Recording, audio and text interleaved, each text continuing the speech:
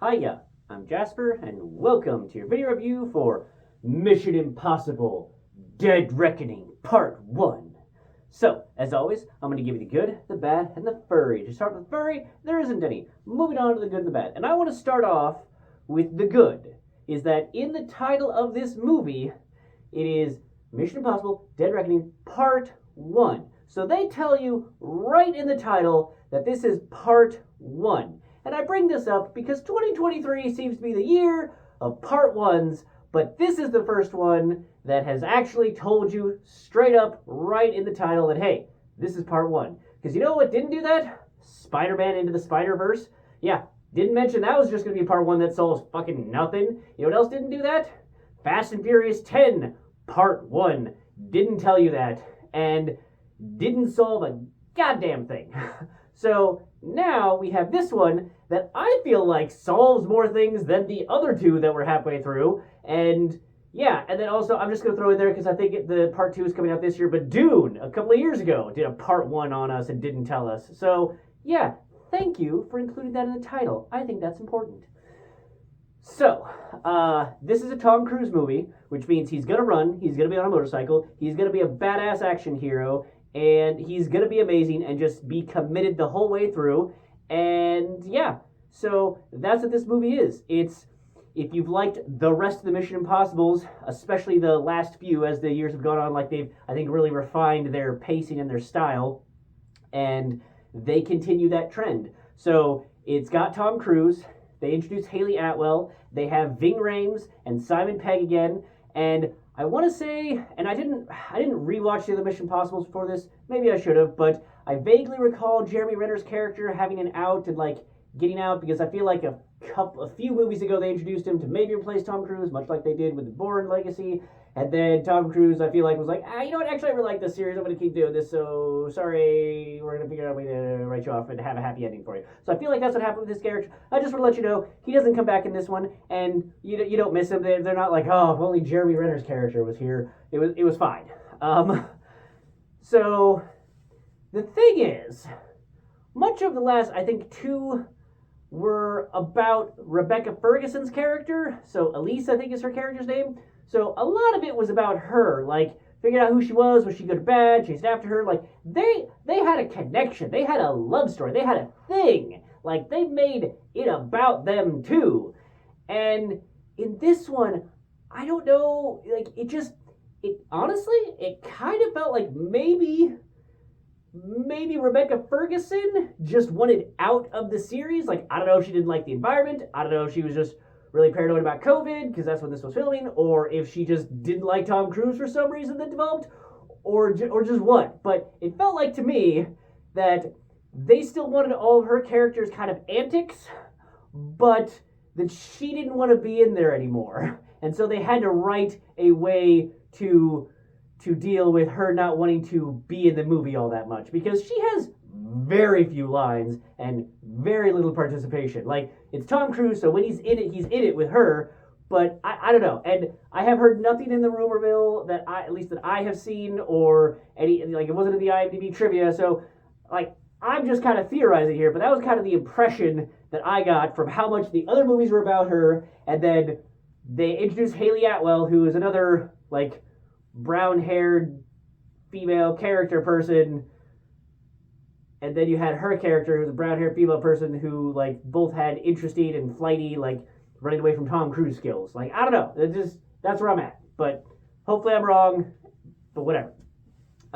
They also had, and I couldn't quite place her. I was like, I feel like she's the chick who had the demon sword from the Suicide Squad, and she was. And then also it's also Mantis from the MCU. So she was in this. Awesome. I really loved her character. I thought that she was the correct choice. I thought she did a really good job. I think she's an excellent actor, and she had really good physicality. And I know that sometimes when you have the Hollywoodism of like, oh yeah, this super short, super skinny, super tiny person is going to take out these 6'2", 250-pound dudes like they're nothing, even though they're equally trained. Like, I get that, but I didn't get that feeling from her. Like in any of the fight scenes that she was in, I bought the level of badassery and kickassery that she was able to bring relative to her opponents. So I like that. And then the other things that she was doing was awesome. So I think she was an excellent introduction in this movie. They also had the guy that I've seen in a couple other things that I don't remember exactly, but I'm like, I've seen you, I like you, you do a good job at things, but I don't remember where he's from, and I'm not going to look it up right now. So there you go. But this movie, it's kind of funny because there was a couple of chase scenes and a couple of moments where I was like, I feel like this is the movie that Fast and Furious wanted to be. So like Fast 10 was like, Fast 9 took it up to 11, and then Fast 10 made 11 look like it was a 4, and then Fast 10 is now a new 11. That's what was going on there. But this movie had that level of action, but without the ridiculousness. The only ridiculousness is the little bit of a conceit because the main villain type thing, if you will, has a really good cyber capability, and so they pretend some things are analog that I don't think you could do the analog things that they claim are doing with analog, but I get that you had to have some interaction in order for the pacing and the interaction and the conversation and the things to push forward. So if you just kind of give into that conceit of whatever they're like, yeah, this is an analog setup, you're like, sure, okay. If you just go with that, then this movie is so much better than the Fast movie tried to be. I think that part of it is that it's got Tom Cruise running, and it has practical effects. So much of the problem, I think, with Fast 10 is that even though the CGI looked fine for most of it, it was still CGI. And this one, yes, I think that they used more CGI in this one than perhaps the last few, or at least that I can really remember from the last one. Maybe there was just as much CGI, but from my recollections of the number of cool practical effects and practical things that they had Tom Cruise actually doing, I feel like in this one they actually had a bit more CGI and a bit more added to that, but there was still a significant amount of practical effects and actual real life things that maybe they just added a bit of CGI to the outer edges to, sort of like Mad Max Fury Road. And that is what I'm going to say about this movie, is that this movie is like the Mad Max Fury Road of the Mission Impossibles, or of the super epic action movies season that we're in. I feel like it's the Mad Max of this year so far. Nothing's going to top Mad Max for being Mad Max. But I think you get what I'm getting at, that this movie is really good, and part of it is because of the practical effects that they were doing, and because Tom Cruise. When he was filming this one, and I guess the second one, he was 57 to 59 years old. Took 2 years to film, but this motherfucker is 57 to 59 years old. Are you kidding me right now? Are you kidding me with that? Did you see him run? You're gonna see him run because you're gonna see this movie, because I really want them to come out with the second one. And if you don't see this movie and it doesn't make enough money, then maybe they won't. And I gotta see the end of this movie. So go and see it, preferably in theaters, because it's Tom Cruise running and all the other awesome practical effects. So watch this movie in theaters. But this motherfucker's 57 to 59 years old. I want to look that good when I am that age, because my God, that man, he's not quite a vampire, but oh, he is close.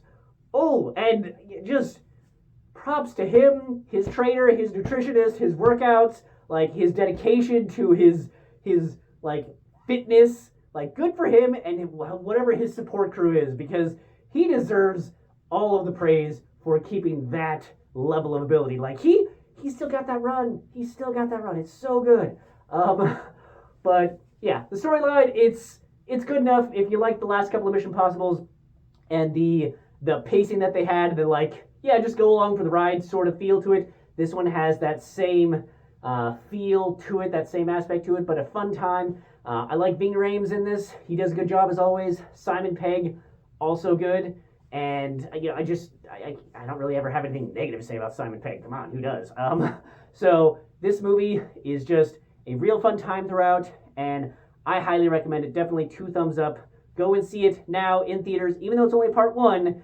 Like I said, I'm not necessarily saying that they solve all the things, because it is part 1, but they do much more of a solving of anything relative to Dune, Spider-Man Into the Spiderverse, and Fast 10. Okay, so I think you will enjoy this movie by itself, but also watch it so that we can get the rest of the movie, okay? Yeah.